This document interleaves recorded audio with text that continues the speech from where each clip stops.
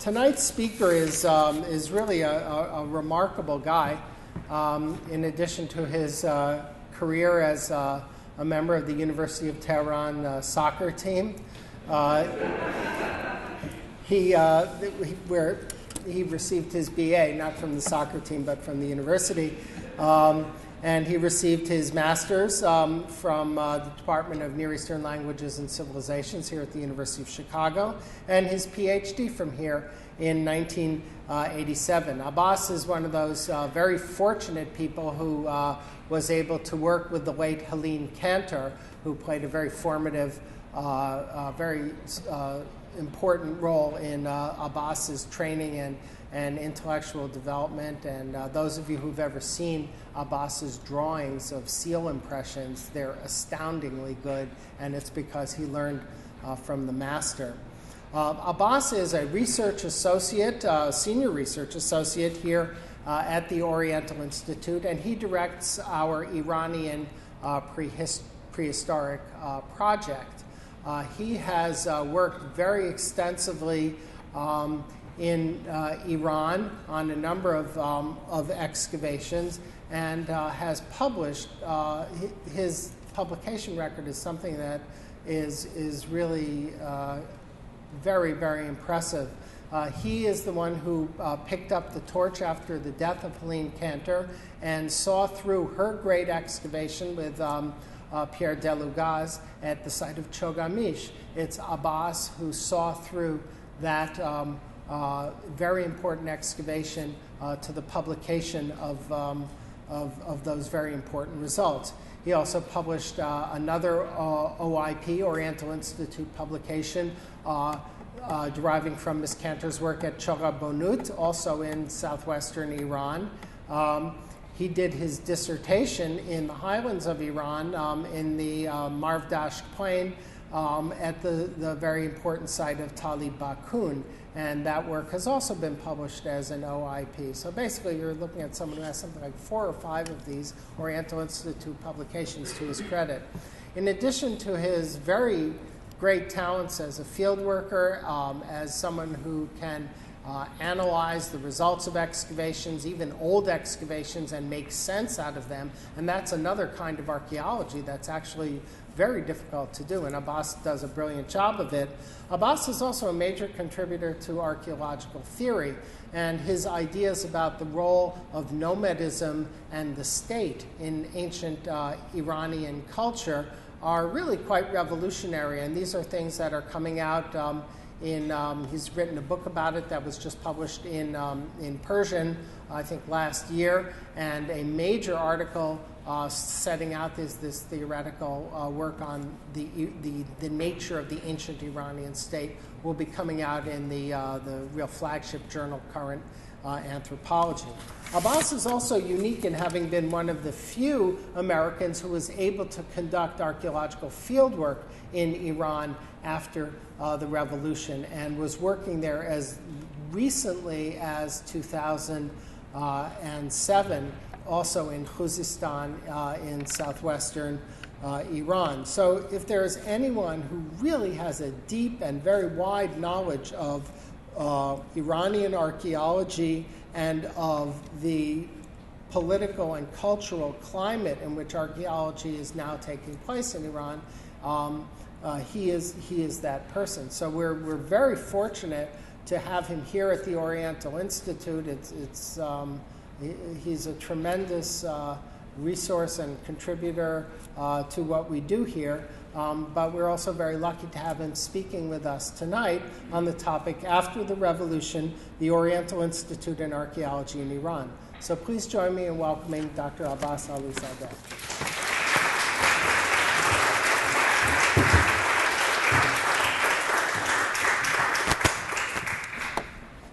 Thank you very much, Gil. I'm very flattered and very delighted and honored, actually, to be here. Thank you very much, ladies and gentlemen, for coming here tonight. I must warn you that what I'm saying here tonight is not necessarily an archaeological report. In a way, I'm pitching for the Oriental Institute. I'm pitching for the way that I'm trained, and I'm going to tell you how actually my training and the insight that I got through my education here enabled me to do what I could do in Iran. And so for that, it's a mixture of something about the Oriental Institute, because to me it's extremely important that our members take these various aspects that the Oriental Institute does through its scholars to other general public, because as the economic situation is really worsening, we need more and more the support of our members. So it is because of that that I'm going to give you that, and just a little bit of peppered with some of the archaeological stuff that I've done in Iran. And since I don't have more than an hour to spend, I will start before the hour is over. I came to the Institute in 1976, and except for a 3-year exile at Harvard, I have been working here on Iranian archaeology ever since. As I attended our members' lecture series throughout the years, I've noticed many new faces in the audience. While the long-time members may be aware of the significance of this place in ancient Near Eastern studies and its foundational and lasting contributions to the field of archaeology, philology, and ancient history and art, those who relatively recently joined us may not. And I believe it's of utmost importance that our members now know why we are relevant and what intangible yet extremely important work we do in the field beside excavating sites and publishing their contents.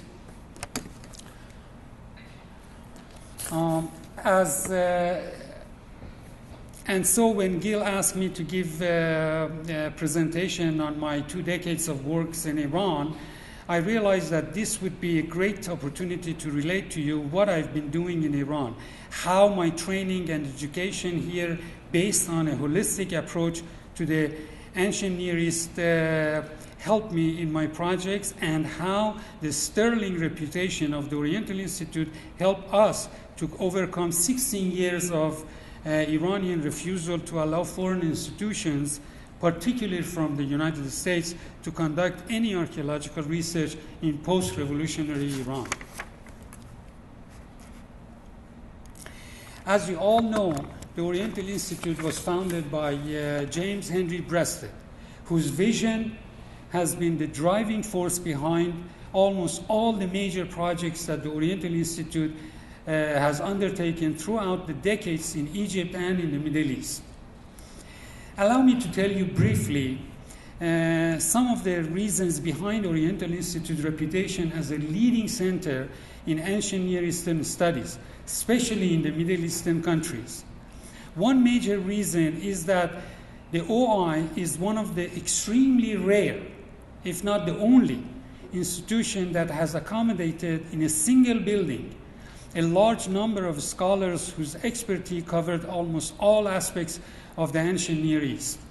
While this makes the OI a very powerful center for synergic academic research, but this fact is not necessarily readily apparent or equally appreciated in the Middle East. So there are other reasons for the respect that they have for us.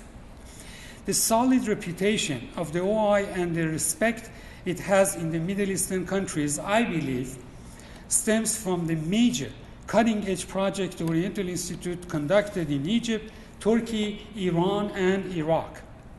Breasted heritage in Egypt continues in the epigraphic survey at the Chicago House in Luxor. The results of our projects in Anatolia, Iraq, and Iran form solid basis for the understanding of the archaeology and history of these regions. Among the most important, we may recall Braidwood's expedition in the Amuk Valley, and later his prehistoric projects in eastern Anatolia and northern Iraq, were true to the same holistic approach of the OI. For the first time, Braidwood included in his team a number of scientists, then a revolutionary development that is now routine. These and Braidwood's Iranian prehistoric projects not only form the foundation of a knowledge of the beginning of village life in the Near East, but produced several important scholars who later made lasting contributions to the archaeology of Iran. In Iraq, the Oriental Institute project, directed by Henry Frankfurt, made significant and lasting contributions towards the deeper understanding of Mesopotamian history, archaeology, philology, and art, a project that has become legendary in the region. And of course, most of you are familiar with the work of Robert McAdams in Iraq and in Iran, on which countless past and future research is based. In Iran, the Persepolis project, the first directed by Ernst Herzfeld and then by Eric Schmidt, is the most famous. But Schmidt expanded that project to include other excavations and surveys, the results of which form part of the foundation of Iranian archaeology. One of Schmidt's pioneering projects in Iran had its roots in Breasted's great holistic approach, in which the use of technology in recording and preserving archaeological sites looms large. In 1920, Breasted persuaded General Allenby, the High Commissioner of Egypt, to allow him the use of a Royal Air Force plane for aerial photography. That vision of the use of technology in archaeological research was squarely behind Schmidt's monumental work in his Flight over Iran project. Today, with the addition of satellite imagery and computer technology, our Camel laboratory is continuing the same tradition. Last, but by no means least, we can mention of more than 2 decades of work in Iran by Helene Cantor and Pinhas Lugas, who are still fondly remembered in the country. Although the age of big budget archaeological expeditions is over, but the holistic vision of the Oriental Institute and the pursuit of its goals of solid research, professional execution of research programs, conservation, interpretation, and dissemination of knowledge, and training the locals still continue. With the current geopolitics, where more and more countries may be close to research, helping and training the locals to handle their own cultural heritage is more urgent than ever. And so it is that even though our fieldwork is unfortunately connected with geopolitics and often one or more countries are close to us, but that has not stopped us from fighting for and helping the locals to preserve their ancient heritage. I can mention, for example, our pioneering efforts to rescue looted Iraqi antiquities and the training of a number of Afghans and Iraqis at the Oriental Institute Conservation Lab. The list is big, but this may suffice to give you some idea of our vision and the mission. What I just described also serves to show how Oriental Institute's solid reputation in the Middle East, and in my case in Iran, provided the proverbial shoulder that enabled me as an American archaeologist to stand high and prevail a grueling and hostile process to obtain permission for fieldwork in the country. For regardless of my country of origin, my application had to be approved by the Foreign Ministry, and therefore officially I was treated as an American. I will spare you the grueling details of that process and offer you a synopsis of what transpired me to apply for work in Iran, while all the odds seem to have been stacked up against me. So I can start by saying the process of my dissertation. When I started writing my thesis and I was ready to have a subject for my thesis, Iran was close to everybody. And usually the PhD students would like to work with fresh material, to go out to do a survey and excavation and use that material as the basis for their thesis. But I could not do that, and I didn't have the luxury. So Helene Cantor suggested that I should work on the unpublished season of Tali Bakun that was excavated by the Oriental Institute as part of the Persepolis project in Iran. As you see, Tali Bakun is located in Fars near Persepolis, very close within walking distance. And it consists, this is the Marvdash plain, this is Persepolis, and this is go all the way to Parsargadi, that's Tali Bakun here, and this is the twin mound. You see that the satellite image still shows clearly all the excavated areas of Bakun, and this one is Bakun B, which is older than this one, but they only worked one season, and the material also was lost at sea when being shipped to the United States.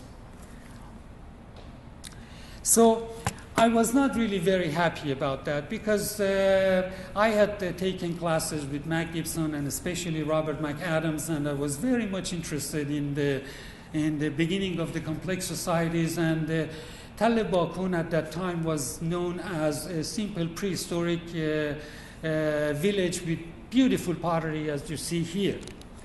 But when I started working on the material, I realized that there are more stuff here that was not paid much attention or any at all before. For one thing, I realized that the site is actually organized, the settlement is organized in a very orderly way. You have in the north side most of the residential areas and a big, probably a Khan house or a leader of this community. And then here in the center and all the way in the south, you have these workshops and layers of ash, some between half a meter to a meter thick, and lots of byproducts of industrial activities, including metallurgy. As you see here, in this one particular place, you have 1, 2, 3, 4 kilns right next to each other, and so well preserved, and all these workshops around it. But what I saw that at that time no one actually had noticed was the number of over 100 of door ceilings. These were really revolutionary to me because I didn't even notice in the original Bakun publication in which 2 of these pieces were published, nobody noticed that. And door ceilings actually appear with urbanism. In fact, when urban societies rise and develop and crystallize, door ceilings appear at that time too. So here we are about 1,000 years before that period, and we have door ceilings that is connected with major urban centers and administrative centers in this little village. So when I plotted these ceilings, let me tell you something about door ceilings before I go on. Ceilings, in terms of a piece of clay that is impressed by a seal, actually is as old as the Halaf period in early 6th millennium BC. But in jar ceiling and like you see here, jar ceilings and box ceilings or bale ceiling, These can be actually done in an economy that has a face-to-face relationship. That is, I trust somebody to take this jar of milk or butter or whatever to another person in another village, and obviously that jar must have been untampered. And that ceiling, little ceiling over there, is a sign that it was not tampered. What if it was tampered? What would have done? Probably they wouldn't trust that guy anymore. But with door sealing, it's a very entire different thing. You have to have sanction, some kind of political power for this thing to work. Because you have some buildings, mud brick buildings, the door is flimsy, made of wood, and there are no locks, nothing, no hinges, and all you have is just a peg in the wall and a rope that you wrap around it like this and put a piece of clay on top of that and seal it. So what prevents me from just knocking this door and get whatever I want? And that is the crux of this, that why this site has this important evidence of administrative technology that actually is bordering on state level of organization. So, but there is no population.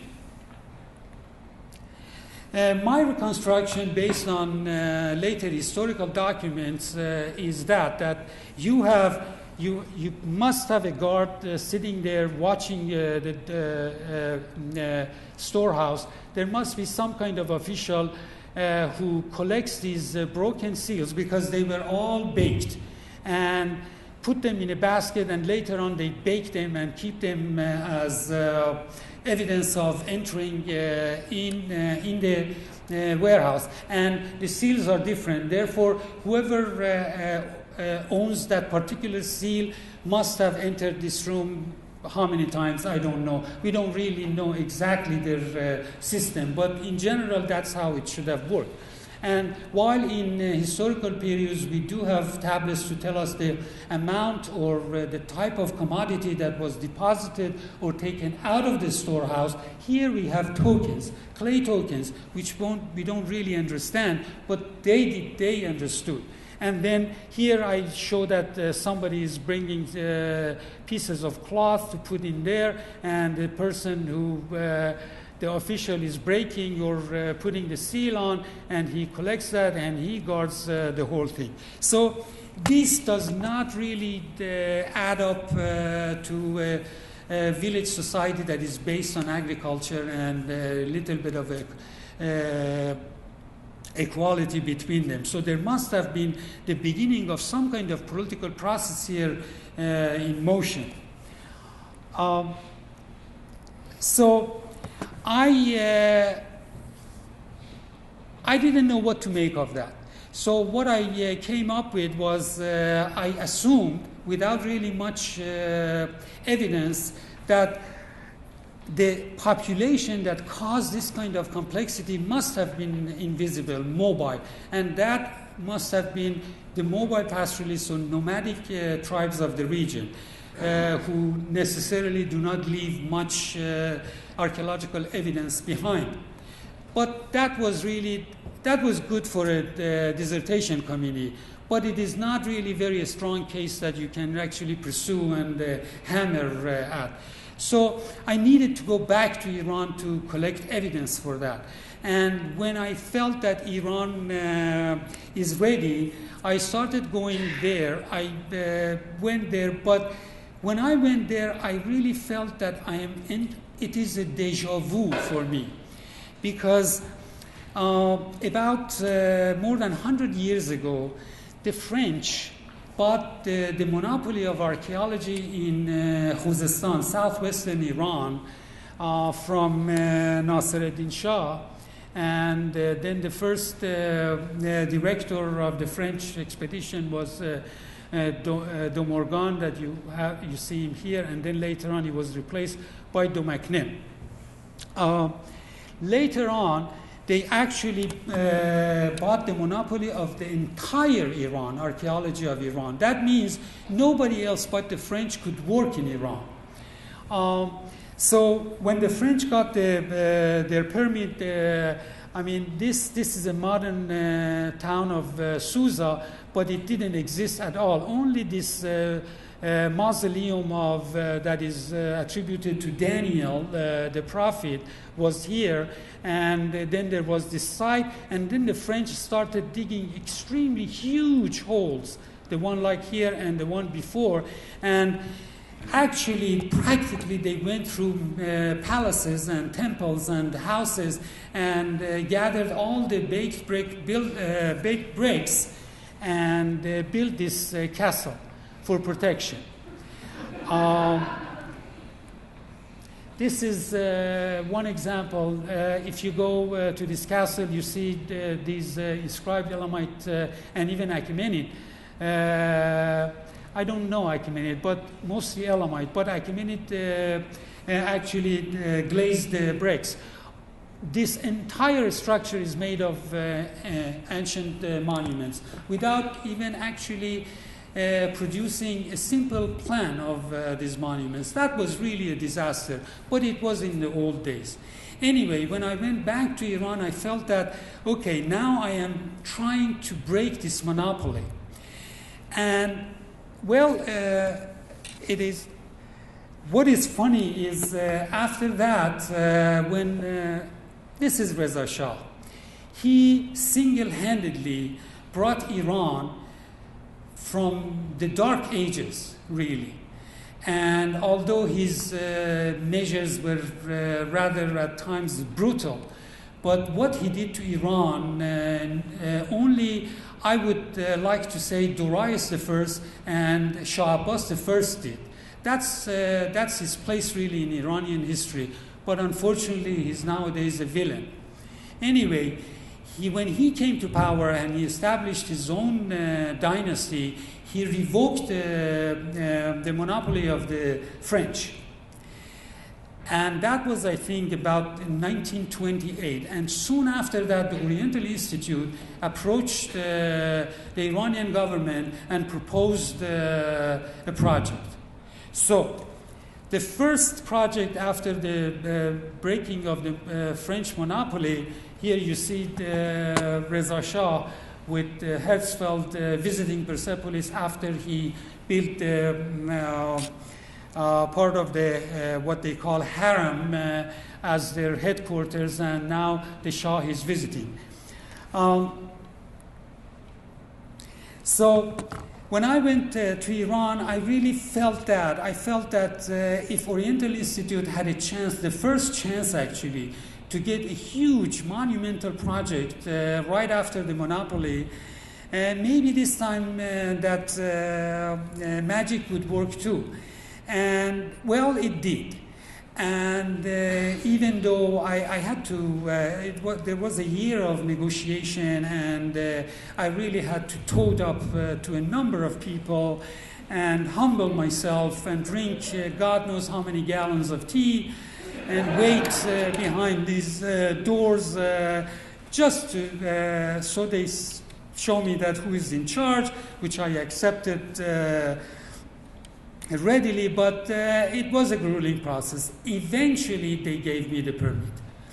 But I went to Iran not necessarily to do something, but I wanted to pursue what I actually had proposed originally in my thesis, that is it really was it really the mobile pastoralists who were responsible for the social development that we witnessed at Bakun A? And so I wanted to tie that type of pottery with the movement of a tribe. So I went to Fars, and I proposed to travel with the Qashqai tribe all the way to their summer pastures. And so I followed them. This is the map that you see, and all the places that, not all of them are here, some of them are so small. But I started from Persepolis with the Qashqai tribe, and they went through this valley all the way, and they settled around here. So when I left them, I went to the next valley, and took that all the way and came down and back to Persepolis. And actually, they led us to live at Persepolis, nowhere but Herzfeld's and Schmidt's room. At that time, it was reserved for guests, but I was honored enough to be housed there. Anyway, that actually made me a little courageous about my idea about Persepolis. I mean, about Bakun, and maybe that culture had a lot to do with nomads. But what happened was they gave me 3 representatives. Usually they give 1 representative to accompany you to either the survey or excavation, but I got 3, and 1 regular employee. This is the regular employee. This and this guy are the representative and the one who is taking the photo, and this is our driver. The driver was an electrician who really didn't know how to drive, and really we saw death several times, and there was no way we could do anything about it. And the Land Rover that they gave us did not really have the front-wheel drive, so many times we had to struggle to get it out, but of course the nomads kept moving ahead of us. And sometimes they left, like this boy, behind, so that he would lead us to the next stage where the tribe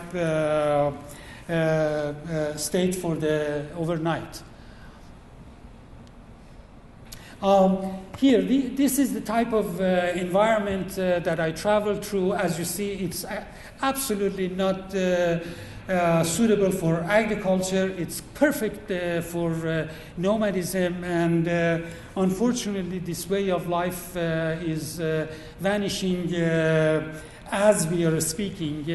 Nowadays, this is from 1995, but this is from 2006.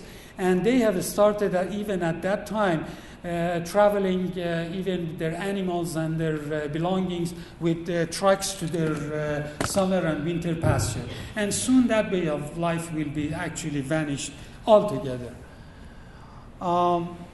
So we gathered a lot of information in our survey. For one thing, we found a number of these,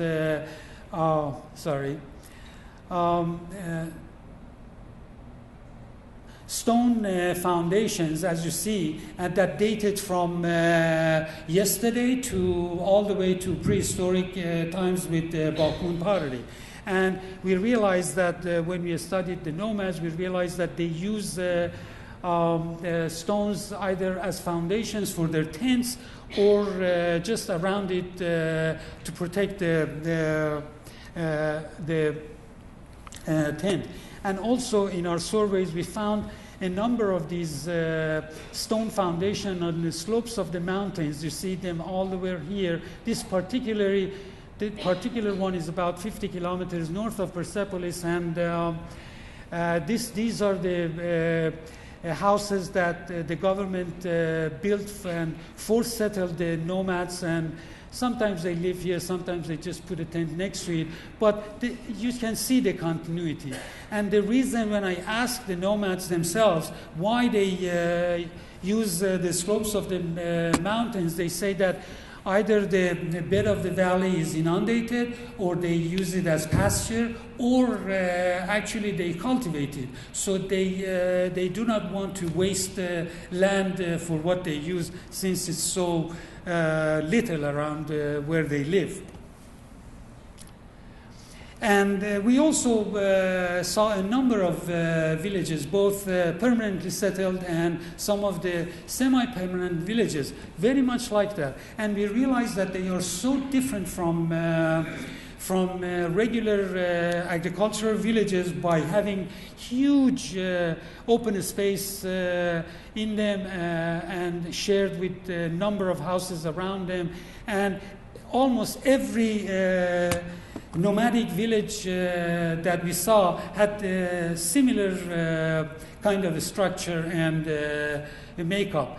And when they leave for winter or summer pasture, they leave some old people behind to protect the village if they have something in it, or otherwise they just simply plaster the door and leave and come back and use it again.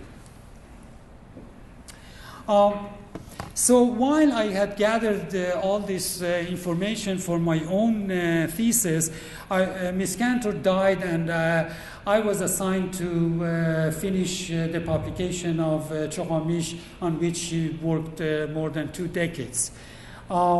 This is the site of Chogha, and this is another view of that, and this is Chogha.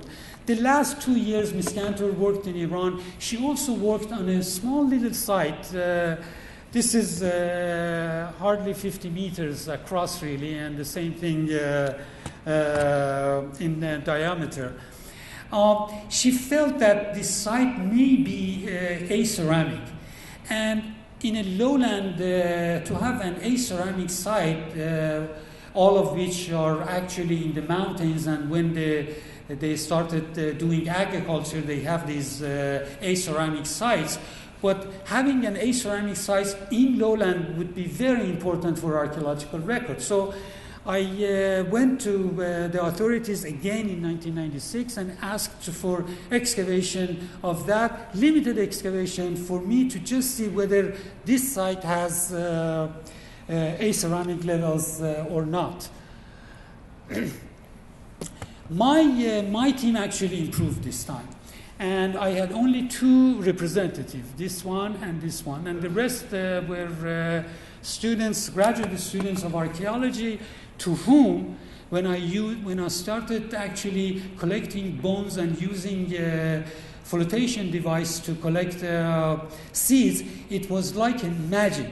It's like someone from Star Trek. You meet someone, actually Captain Kirk, with all its gadgets. And the reason was that Iranian students before the revolution had rarely access to foreign expeditions in which these procedures were normal. And because of that, and after 16 years when they started looking at these things and seeing that actually we can retrieve carbonized seeds, that was incredible for them. So that was really promising, and all of them. Now this one got his PhD from Australia in his back, and this one is now closing to getting his PhD in Germany, and this one has become a great archaeological illustrator. And this one, unfortunately, is on an asylum. He went mad. I don't know why. I hope I had nothing to do with that. So the result of that was this publication that I could actually publish and argue about the existence of actually early Neolithic, aceramic Neolithic in lowland, which has its own repercussion that I don't want to bore you with. Then I became even bolder. And in 2002, I approached Tony Wilkinson and Nick Kuchukus, and we wanted to go back to Khuzestan and see and study its geomorphology and landscape archaeology, and also I wanted to investigate eastern Khuzestan to see whether I can find any nomadic traces in that province as well. So as you see, now we have women in our team, and they allowed that. And I must say that this was actually, all these things happened during the Khatami's tenure in office.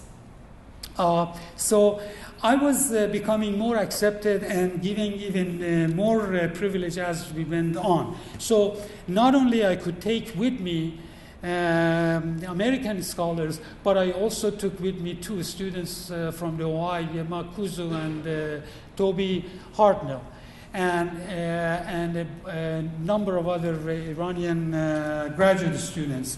I made made it my policy from the beginning when I went to Iran not to hire any local workers. And instead, I wanted to take students because I studied in Iran in undergraduate, and I know how painful it is not to be able to go to a dig and get the experience. And I knew that they really needed this experience and getting familiar with how archaeology is done really actually in the field. So I insisted of getting more and more students, but there was a limit to that. So this is the limit of my third expedition in Iran. Now the result of that, we went to eastern Khuzestan. As you see, this is when the Bakhtiyari, the nomadic Bakhtiyari, come in winter in Khuzestan and they stay in this region. They never cross the Des River, and they never come to this area. Always concentration is right here. And as you see, this is the Karun River, and there is from the Shushtar, there is a branch that separates from that, and in between, of course, you have all the vegetation and cultivation, but it's like a border here. Right next to it, there is nothing at all. But there are so many sites in that region. So we wanted to understand what the geomorphology of the region, what was the factor that contributed to the abandonment of the region. So in the course of our hanging around that region, we chose this site. And only because it had this type of pottery that I was interested. I had no idea about the nature of the site itself. And also we wanted to excavate the site right where we are doing our geomorphology and landscape survey to contextualize what they find in the field. So we started excavating this site. Now, this is the picture that you see from that region.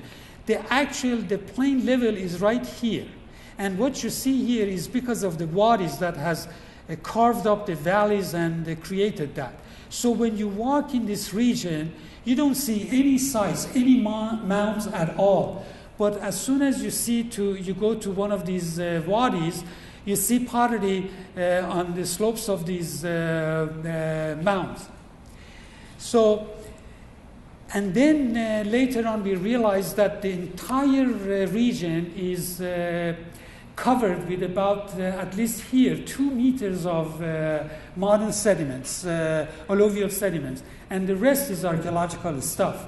So we started digging this site, getting rid of this first, and then we started excavating the site.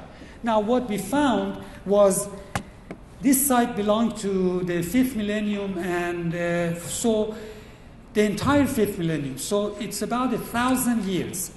Usually, in about 1,000 years, a site would rise to about a few meters, actually. 5, sometimes 6, 7, 8 meters, depending on the type of architecture you have. But what we had here was very amazing. We had never seen anything like that. This is the limit of the alluvial right there. And from here, archaeological levels began. But they were interspaced. They were kind of lenses, 2 or 3 centimeters of lenses of archaeological material, and 10 to 15 centimeters of alluvial again. Now, this was a site that was exposed for some time of the year to the elements. Otherwise, you would not have that kind of sediment covering archaeological materials in sequence constantly. So immediately I felt that maybe we are dealing with a campsite, nomadic campsite. And sure enough, when we excavate that, all we found was some Pizé type of wall, like here, which we were not even sure they were Pizé, a number of fire pits, and kind of shoehorn ovens. Very much like these that you see nowadays the nomads use. This is a close-up of this one. And this is the fireplace. They have both the oven of clay, mud, and then they just put a hole in the earth and then made the firewall, very much like what we found here. And this area, we found nothing but green deposit that was probably some kind of corral for animals. So, and then also the bones and seeds that we collected from there, although it was not really conclusive, but it didn't say that this was an agricultural community. So at that point, I was really beginning to feel good about my own hypothesis and starting gathering information to show it. So the year before, when I was in Iran, I heard that the head of the National Museum is going to throw out a lot of pottery that was obtained throughout surveys for about 50 years, both by foreign expeditions and by Iranians. And the reason was that he needed some space, and also they were inundated in the basement of the museum. I begged him to allow me, without any expense to his museum, to rescue this and actually establish a center over there. He agreed. So I came back and I talked to Nick Kuchikus here, who devised, who actually wrote a software to handle the archaeological survey material, and we went back after our excavation and survey in Khuzestan to Tehran to set up this this center. Here, this is Tehran Museum. You see that they have, they water the lawn and the trees on either side, and underneath there are a number of storage areas. But right here, there is a long corridor, and all the water from here is drained to that corridor, and then presumably the water was supposed to be out somewhere or in a well, but it didn't go and stop there. So here, this is the door to that area, and this is that corridor. You see that all the water here, that's after we have taken all the bags that were inundated in that area out, and you see how they were stored over there. So I put together a team, again, of all the graduate students, and we worked about 6 months on that. And at that point, Bill Sumner was the director of the institute, and he realized, as always really, the importance of this project and helping the locals. So he asked me to stay there and take as long as possible to just finish the project. So this is our core team, but Toby actually and Nick Kuchikus stayed with us for 2 weeks, and then he had to leave. But Toby stayed with us throughout the process. So what we did, we brought these bags out, we washed the pottery, and then we set them out to dry. And then for about 2 weeks, I trained them about various potteries from various regions in Iran.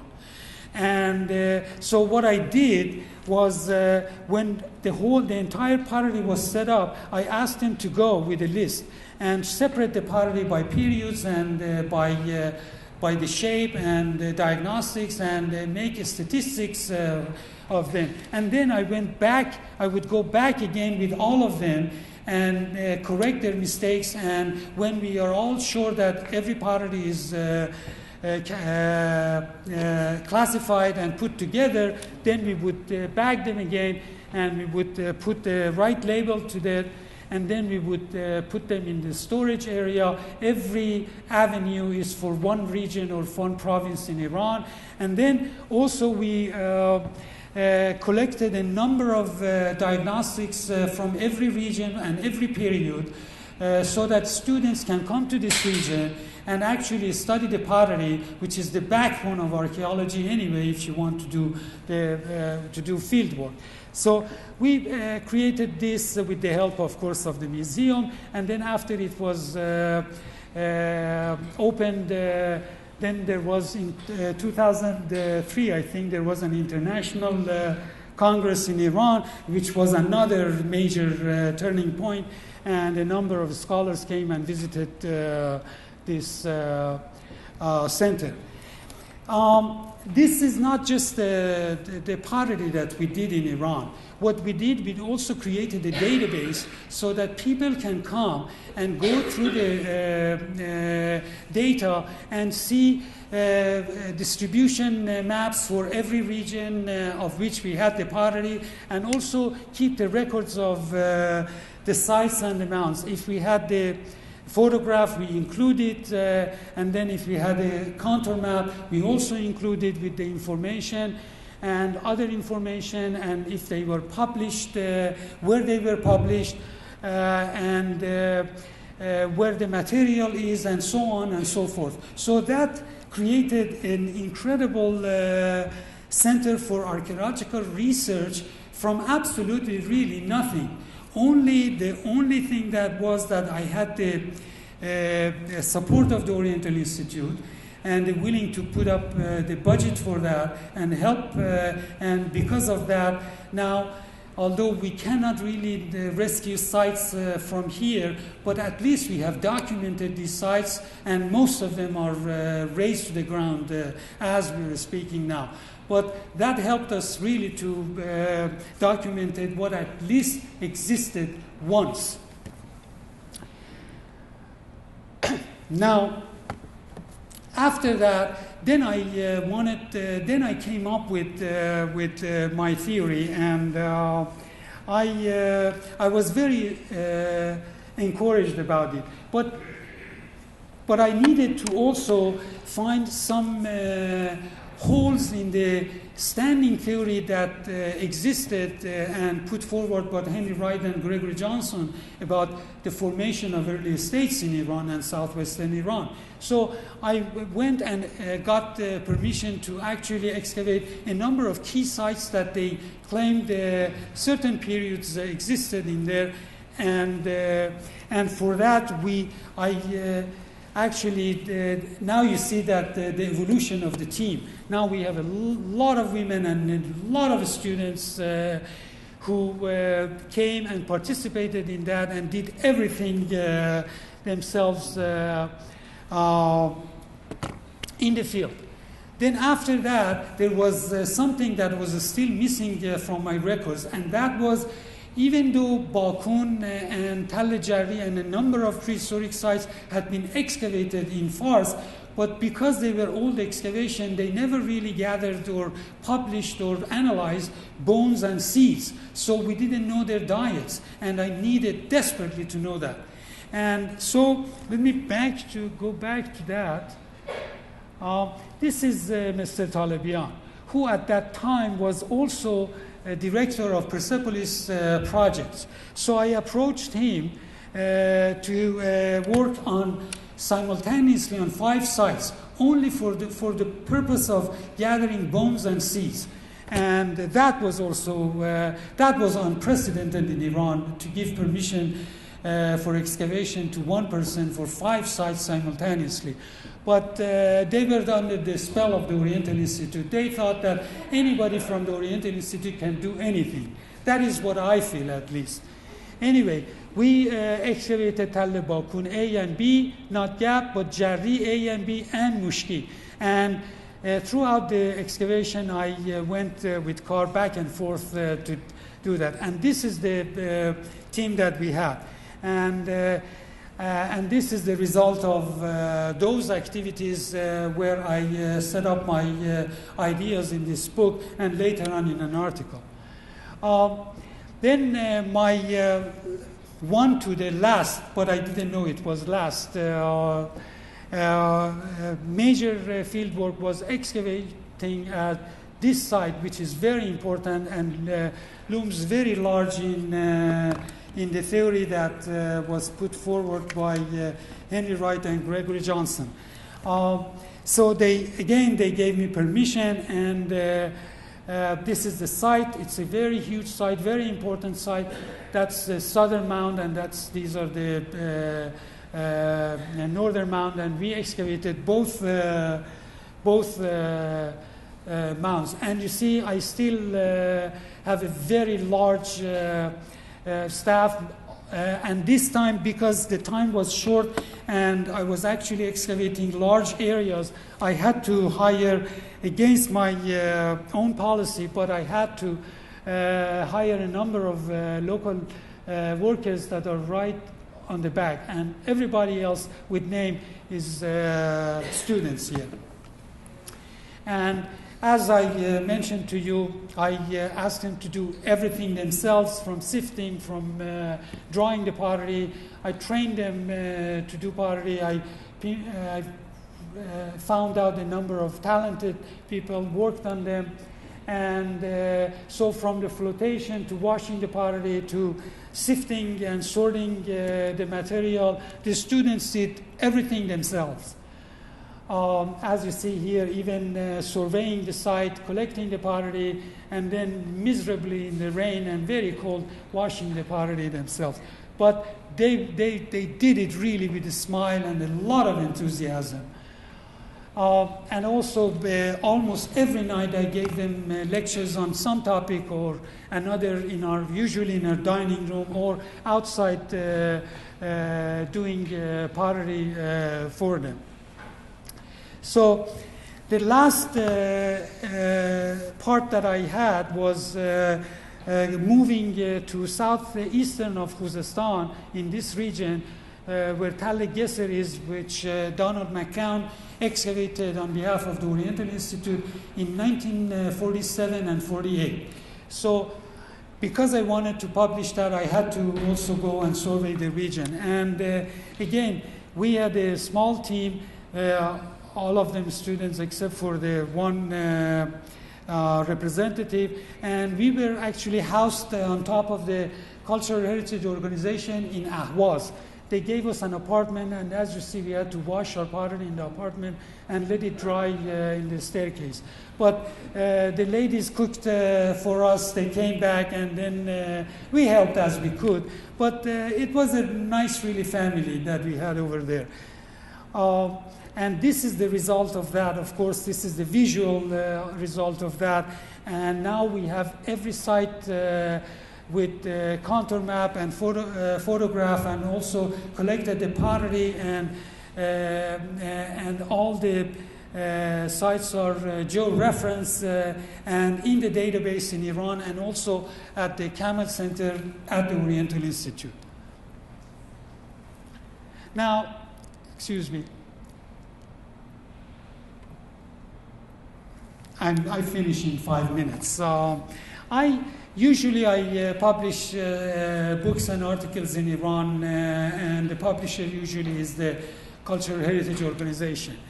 And this one I felt that the Iranian students certainly needed. There was nothing like that in Iran, and it has reached this fourth print, and they never actually allow me to revise it either. They just keep printing that. And I've begged them to do that, but somehow they don't want to. Another problem with that is, since the government is not in the business of making profit like private organization, they don't make their publications available in the provincial cities and other areas.